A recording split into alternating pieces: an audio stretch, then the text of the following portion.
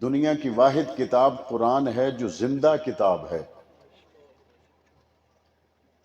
اور اس کو پڑھنے والے سننے والے آج بھی جب اسے سنتے اور پڑھتے ہیں تو ایسا لگتا ہے کہ قرآن 1400 سال پرانا نہیں بلکہ ابھی نازل ہو رہا ہے۔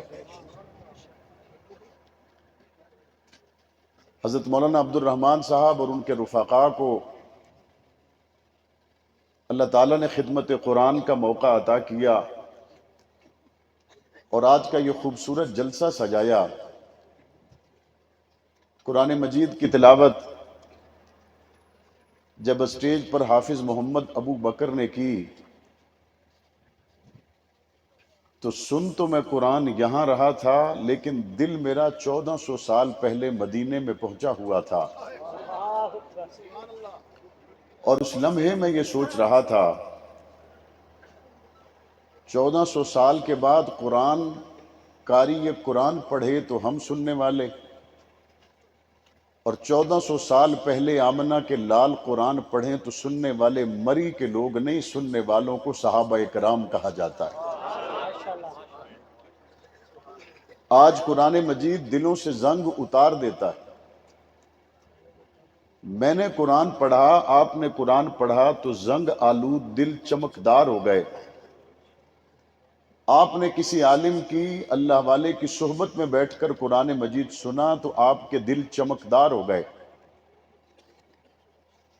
ان کے دلوں کا کیا کہنا کہ جن کے کانوں میں قرآن کی آواز پہنچی اور حضور کی زبانی پہنچی،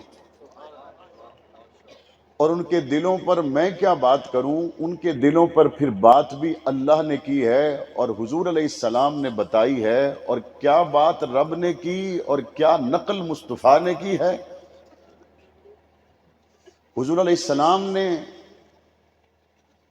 صحابہ کرام کے بارے میں یہ فرما دیا کہ اللہ نے جب انسانوں کے دلوں پر نظر ڈالی تو میرے صحابہ سے زیادہ چمکتے ہوئے دل اور کسی کے نہیں تھے۔ یہ نظر کسی مری اور راول پنڈی کے تاجر کی نہیں کہ دھوکہ کھا جائے، یہ نظر کسی مل آنر کی نہیں ہے کہ دھوکہ کھا جائے، یہ نظر میرے رب کی نظر ہے، اور وہ نظر صحابہ کے دلوں پر ہے، اور نظر صحابہ کے دلوں پر آ جانے کے بعد فیصلہ دینے والا کوئی سیشن کورٹ کا جج نہیں، فیصلہ دینے والی ذات خدا کی ہے۔ اور کیا فرمایا کہ میں نے جب انسانوں کے دلوں پر نگاہ کی تو صحابہ سے زیادہ چمکتے ہوئے دل اور کسی کے نہیں تھے۔ میں یہاں سے آگے عنوان کو بعد میں چلاؤں گا، یہاں تک پہنچا تو میرے ذہن میں ایک واقعہ آ گیا، پہلے وہ واقعہ آپ کے گوش گزار کروں۔